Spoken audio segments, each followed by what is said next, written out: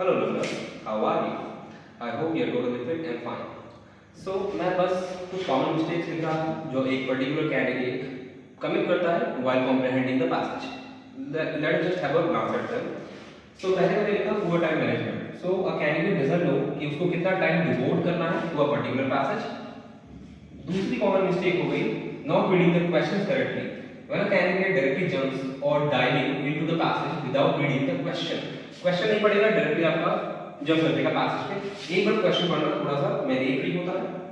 Third बार आपको common mistake है, कुछ ऐसे वर्ड्स होते हैं, वोकैब्स होते हैं जो एक कैंडिडेट को नहीं पता होता, that would hinder the comprehension of the reader और द स्टूडेंट। तो थर्ड ये हो गया आपके कुछ अनफेमिलियर वर्ड्स जो आपको या स्टूडेंट को नहीं पता होते व्हेन ही और शी रीड्स द पैसेज।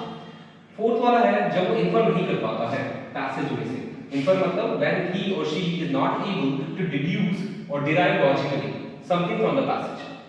तो ये एक इन्फ्रेंस का जो एरर होता है वो एक पर्टिकुलर कैंडिडेट कमिट कर देता है। फिफ्थ वन है not identifying the main idea और सेंट्रल थीम। एक सेंट्रल थीम जो मेन मुद्दा है पैसेज का वो डिटेक्ट नहीं कर पाता है एक candidate.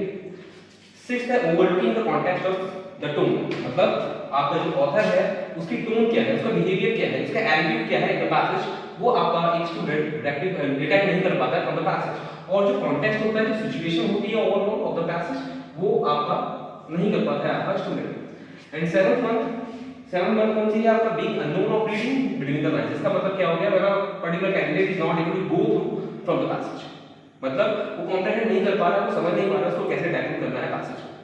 I hope you must have got the idea what I want to tell you. So in order to avoid या in order to overcome these mistakes, आपको क्या करना है, आपको एक गाइडेंस की जरूरत है।